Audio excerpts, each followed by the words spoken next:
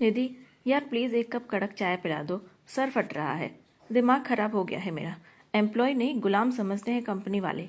Office से आते ही अपना बैग सोफे पर रखते हुए विवान ने निधि से कहा और खुद फ्रेश होने चला गया। निधि समझ चुकी थी कि आज विवान का मूड ठीक नहीं है, इसलिए उसने भी फटाफट चाय बना दी और कुछ स्नैक्स लेकर रूम में चली गई। तब तक विवान भी आ गया था। एक बात तो है, तुम्हारे हाथ की चाय पीकर सर दर्द मानो छू मंतर हो जाता है, चाय का पहला घूंट पीते ही विवान ने कहा। अच्छा, ये बात है क्या? पर ये तो बताओ कि सर दर्द हुआ क्यों है? फिर क्या हो गया? अरे यार, वही बॉस के रोज के नाटक है, मानो गुलाम बना दिया हो। इतने इंस्ट्रक्शंस मिलते हैं कि उनकी बात मानते मानते इंसान पागल हो जाए। चाय का कप टेबल पर रखते हुए विवान ने कहा। निधि ने भी जूठे कप उठाए और किचन में रखने चली गई। दरअसल निधि और विवान अपने छोटे से परिवार के साथ आगरा में रहते हैं। परिवार में निधि, विवान, उनका 5 साल का बेटा और निधि के सास ससुर हैं।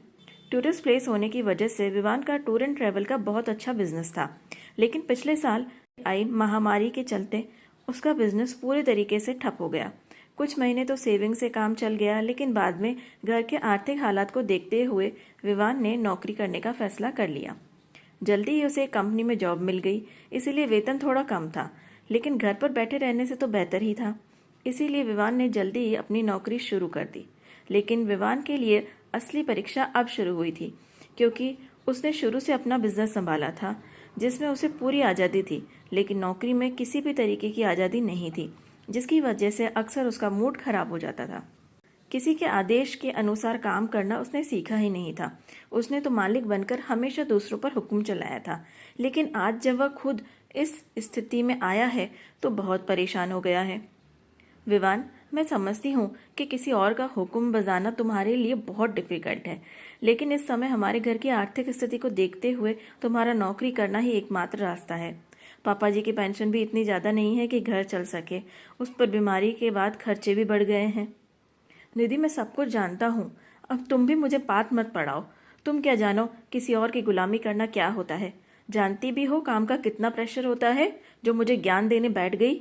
एक दिन की छुट्टी भी चाहिए होती है ना, तो एप्लीकेशन लगाकर 4 बार रिक्वेस्ट करनी पड़ती है, तब जाकर छुट्टी मिलती है। काम करते करते थक जाओ और 5 मिनट अगर मोबाइल हाथ में उठा लो तो बॉस ऐसे देखता है मानो पूरे दिन फ्री बैठकर सैलरी ले रहा हूँ मैं। और उसके बाद भी हर काम में गलतियाँ निकालता रहता है, किसी के सामने भी कुछ भी कह देता है।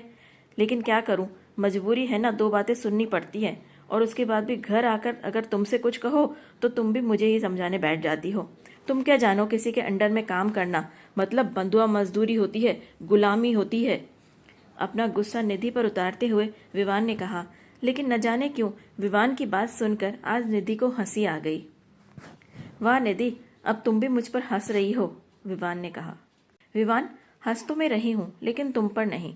आज मुझे बड़ा अजीब लग रहा है। आपने तो बहुत आसानी से कह दिया कि तुम्हें क्या पता गुलामी क्या होती है, हुक्म बजाना क्या होता है। लेकिन एक बात बताओ, शादी के बाद इन 7 सालों में मैंने और किया ही क्या है? तुम कहते हो तुम्हें हर काम बॉस के आदेश अनुसार करना पड़ता है, लेकिन यहाँ घर पर मेरे लिए तो बहुत सारे बॉस हैं और मुझे उन सब के हिसाब से काम करना पड़ता है। एक को खुश करती हूँ तो दूसरा रूठ जाता है, लेकिन मेरे लिए ये सब कुछ कितना मुश्किल होता होगा। और क्या कह रहे थे आप? एक छुट्टी भी चाहिए तो परमिशन लेनी पड़ती है। मेरे साथ भी तो यही होता है। पहले आपको मनाती हूँ, फिर मम्मी जी को। मम्मी जी कहती है तुम्हारे पापा जी से पूछ कर बताऊंगी। कितने नखरे होते हैं।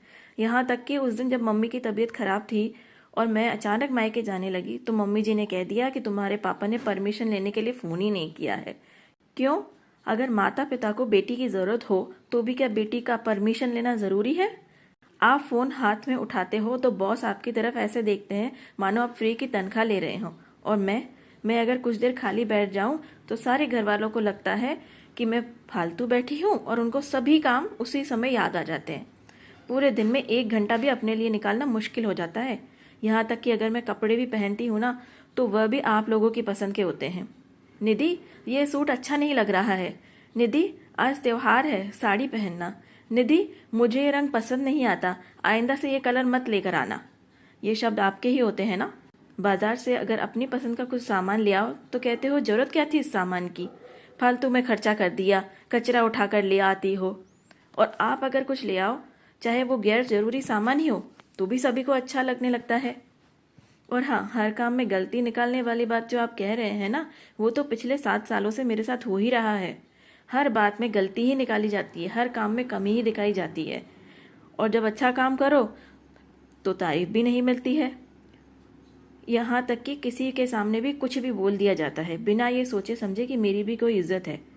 अब बताइए, क्या मैं नहीं जानती कि किसी के अंडर में काम करना का मतलब क्या होता है, कैसा लगता है जब आप पर कोई हुक्म चलाता है?